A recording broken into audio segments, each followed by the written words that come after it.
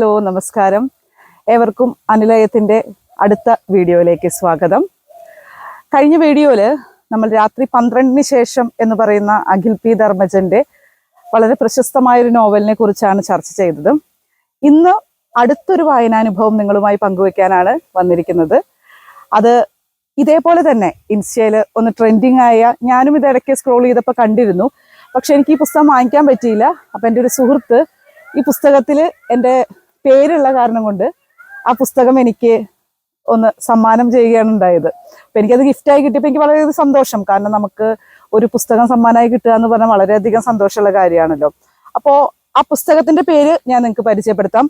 അഭി അനു ആനന്ദം. അത് എഴുതിയിരിക്കുന്നത് അമൽദേവ് CS എന്ന് പറയുന്ന ഒരു എഴുത്തുകാരനാണ്.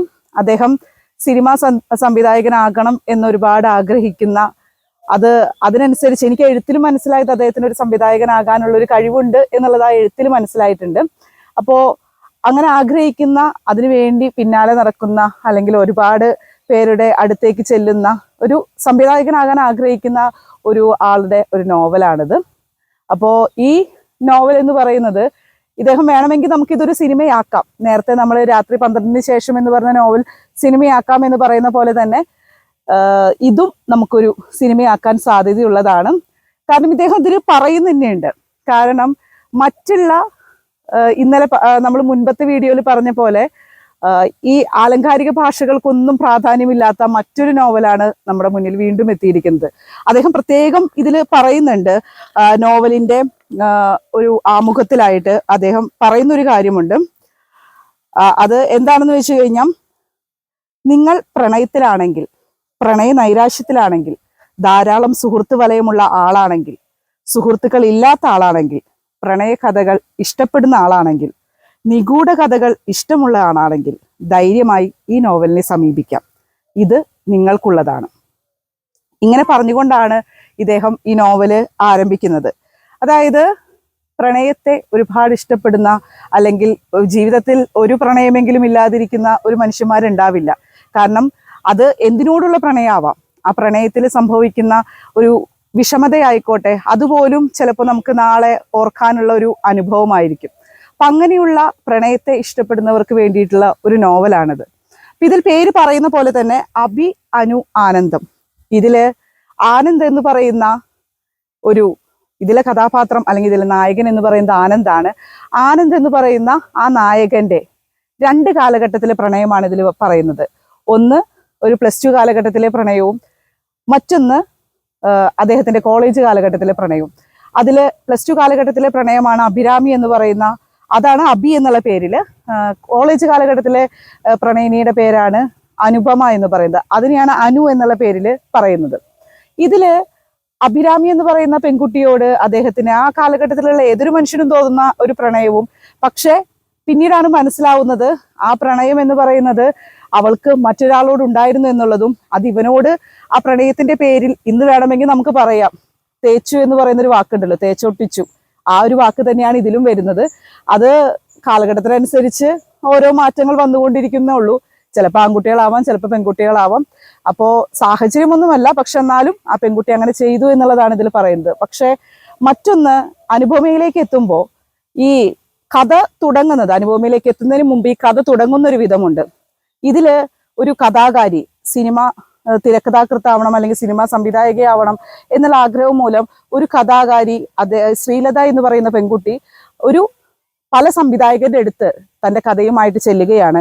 പക്ഷെ അവരെല്ലാവരും ഈ കഥയെ പറയുന്നത് നല്ലൊരു കഥയാണെങ്കിലും ഇതിൽ പ്രത്യേകിച്ച് നമുക്കൊന്നും ചെയ്യാനില്ല. കാരണം പ്രണയമാണ്. പക്ഷെ ആ പ്രണയം നമ്മൾ പറയില്ലോ, അവസാനം ചിലപ്പോൾ പ്രണയത്തിൽ നല്ലതോ അല്ലെങ്കിൽ ദുഃഖപര്യവസാനം എന്ത് വേണമെങ്കിലും ആവാം. അങ്ങനെയുള്ള ഒരു ദുഃഖത്തിൽ അവസാനിക്കുന്ന ഒരു പ്രണയകഥ, അത്രയല്ലാതെ വേറെ ഒന്നും ഇതിൽ പ്രത്യേകിച്ച് ഒരു ട്വിസ്റ്റുകളോ ഒന്നും ഇല്ല എന്നുള്ളതാണ് പറയുന്നത്. അങ്ങനെ ഇതിൽ പറയുന്ന മറ്റൊരു കഥാപാത്രമായിട്ടുള്ള പാർവതി, ഈ ശ്രീലതയുടെ കൂട്ടുകാരിയാണ്. ഈ പാർവതി മുഖേന ഒരു ഗിരീഷ് എന്ന് പറയുന്ന അസോസിയേറ്റ് ഡയറക്ടറിന്റെ അടുത്തേക്ക് ചെല്ലുകയും ആളോട് കഥ പറയുന്നതായിട്ടാണ് ഇതിൽ നമുക്ക് കാണുന്നത്. ആ കഥയാണ് അത്. ആനന്ദ് എന്ന് പറയുന്ന ആനന്ദ് സ്നേഹിച്ച അഭിരാമിയുടെയും അനുപമയുടെയും കഥയാണ്.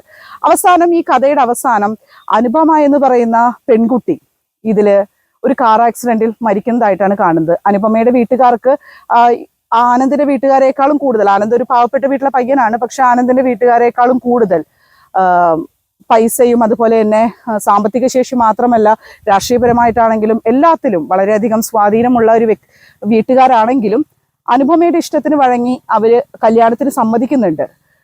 ആനന്ദ് എന്ന് പറയുന്ന പയ്യനെ കുറിച്ച് പറയുമ്പോൾ ഒരു +2 കാലഘട്ടം കഴിഞ്ഞ് നമ്മുടെ കോളേജ് കാലഘട്ടത്തിലേക്ക് എത്തുമ്പോൾ ആനന്ദ് എന്ന് പറയുന്ന പയ്യന് നമ്മൾ സിനിമയിൽ കാണുന്ന പോലെ തന്നെ ആ നായകന്റെ ഒരു സങ്കല്പമൊക്കെ ഉണ്ടല്ലോ, ആ സങ്കല്പത്തിന് ഒത്ത ശരീരമുള്ള അല്ലെങ്കിൽ ഏത് പെൺകുട്ടി നോക്കി പോകുന്ന വിധത്തിലുള്ള ഒരു നായകനെയാണ് നമ്മൾ കാണുന്നത്. അവിടേക്കാണ് സിനിമാറ്റിക് ടച്ച് നമുക്ക് കാണാനായിട്ട് സാധിക്കുന്നത്. ഇപ്പൊ ഒരു നായകൻ എന്ന് പറഞ്ഞു കഴിഞ്ഞാൽ ഇപ്പൊ ഇങ്ങനെ ബാഹ്യമായിട്ടുള്ള സൗന്ദര്യം വേണമെന്നൊന്നും നിർബന്ധമൊന്നുമില്ല, പക്ഷെ ഞാൻ അതല്ല പറയുന്നത്. പക്ഷെ നമ്മൾ സിനിമയിൽ കാണുന്ന ഒരു നായക സങ്കല്പം ഉണ്ടായിരുന്നല്ലോ, ആ ഒരു നായക സങ്കല്പം തന്നെയാണ് നമ്മൾ ഇവിടെ കാണുന്നത്. ഇപ്പൊ അനുപമേനെ കാണുന്ന സമയത്താണെങ്കിൽ കൂടി പോലും അവിടെയും ഈ പറഞ്ഞ പോലെ ആ കാണുന്ന സംഭവങ്ങളൊക്കെ തന്നെ ഒരു സിനിമാറ്റിക് രീതിയിൽ നമ്മുടെ മനസ്സിലേക്ക് അത് എത്തും. എന്താണ് അവിടെ നടക്കുന്നത് എന്നുള്ളത് നമുക്ക് മനസ്സിലേക്ക് എത്തുന്ന വിധത്തിലാണ് ഇതൊക്കെ ചെയ്യുന്നത്. അങ്ങനെ ഈ കഥ ഗിരീഷ് എന്ന് പറയുന്ന ആളോട്, അസോസിയേറ്റ് ഡയറക്ടറോട് ഈ കഥ അനുപമ പറയുകയാണ്. ഈ അനുപമയെ കുറിച്ച് അല്ലെങ്കിൽ അനുപമ അവസാനം ഇതിൽ മരിക്കുന്നു എന്നാണ് പറയുന്നത്.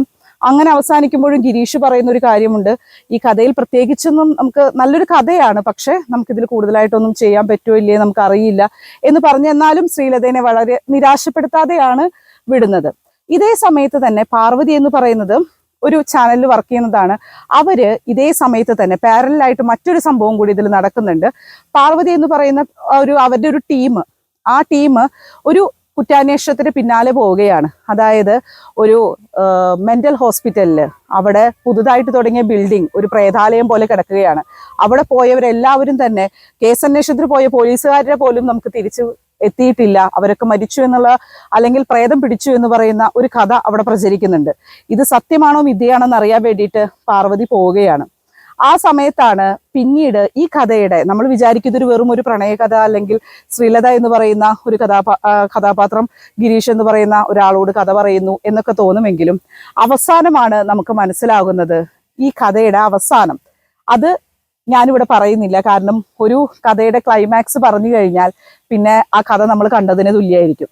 അത് നിങ്ങൾ പ്രേക്ഷകർക്ക് വിട്ടുതന്നിരിക്കുകയാണ്. കാരണം ഇതിൽ നടക്കുന്ന ഒരു കാര്യം എന്ന് പറയുന്നത്, ഇതില് ഓരോ സംവിധായകരും മരിച്ചുകൊണ്ടിരിക്കുകയാണ്. അവരുടെ മരണം വളരെ ദുരൂഹമായിരിക്കുന്നു.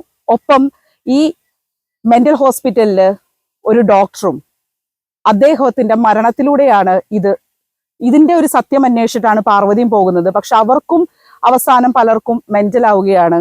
കൂടെയുള്ള ആളുകൾക്കൊക്കെ മെന്റൽ ആവുന്ന ഒരു അവസ്ഥയിലേക്കും അല്ലെങ്കിൽ ആ പാർവതി തന്നെ കൂടെയുള്ള ആളുകൾ ഉപദ്രവിക്കുന്ന രീതിയിലേക്കൊക്കെ മാറുകയാണ്. അപ്പൊ ഇതിന്റെ സത്യമാണ്, അത് ചുരുളഴിയുകയാണ്. എവിടെയാണ്, ആരാണ് ഇത്, പ്രേതാലയമായിരുന്നു, എന്താണ് ആ ഡോക്ടറുടെ മരണത്തിന് പിന്നിൽ, അല്ലെങ്കിൽ ഈ ഓരോ സംവിധായകരുടെയും മരണത്തിന് പിന്നിൽ എന്താണ് എന്നുള്ള ചോദ്യമൊക്കെയാണ്. ഇവരുടെ ഒരു മരണവും അല്ലെങ്കിൽ അതുപോലെ തന്നെ അനുപമയാണോ ഇതിൻ്റെയൊക്കെ പിന്നിൽ എന്നുള്ള ചോദ്യവും, അതോ ആനന്ദോ? അനുപമ മരിച്ചു എന്നാണ് ശ്രീലത നമ്മളോട് പറയുന്ന കഥ. പക്ഷേ ഇത് യഥാർത്ഥത്തിൽ സംഭവിച്ച, അല്ലെങ്കിൽ ആ അനുപമ എന്ന് പറയുന്ന ആ വ്യക്തി മരിച്ചിട്ടില്ല, അവിടെ മരിച്ചത് ആനന്ദായിരുന്നു. കഥയുടെ അവസാനമാണ് നമുക്കിത് മനസ്സിലാവുന്നത്. പിന്നെ എങ്ങനെ ഇവരൊക്കെ മരിച്ചു, അതാണ് ഈ കഥയുടെ ക്ലൈമാക്സ് എന്ന് പറയുന്നത്. അത് നിങ്ങൾക്കായി വിട്ടു തന്നിരിക്കുന്നു. ഇനി ഈ പുസ്തകം വായിച്ചവരാരെങ്കിലും ഉണ്ടെങ്കിൽ ഇതുപോലെ നിങ്ങൾക്ക് കമന്റ് ചെയ്യാം. ഈ പുസ്തകത്തിൽ പ്രത്യേകിച്ച് എഴുത്തുകാരൻ പറയുന്നുണ്ട്, ആലങ്കാരിക ഭാഷകളൊക്കെ പ്രയോഗിച്ചു വരുന്നവർക്ക് ചിലപ്പോൾ ഇതൊരു മടുപ്പ് തോന്നിയേക്കാം, കാരണം അവർക്കുള്ളൊരു പുസ്തകമല്ല ഇത് എന്നുള്ളതാണ് പറയുന്നത്. അപ്പോ ഈ പുസ്തകം സാധാരണക്കാർക്ക്, ഒരു വായനക്കാർക്ക് പെട്ടെന്ന് വായിച്ചു തീർക്കാവുന്നതാണ്. ഏകദേശം ഒരു 148ഓളം പേജേ ഉള്ളൂ. കാരണം പ്രണയത്തെ ഇഷ്ടപ്പെടുന്നവരായിട്ട് അല്ലെങ്കിൽ ഇഷ്ടപ്പെടാത്തവരായിട്ട് ആരും തന്നെ ഉണ്ടാവില്ല. അപ്പൊ അവർക്കൊക്കെ ഈ പുസ്തകം ഒരുപാട് ഇഷ്ടപ്പെടും.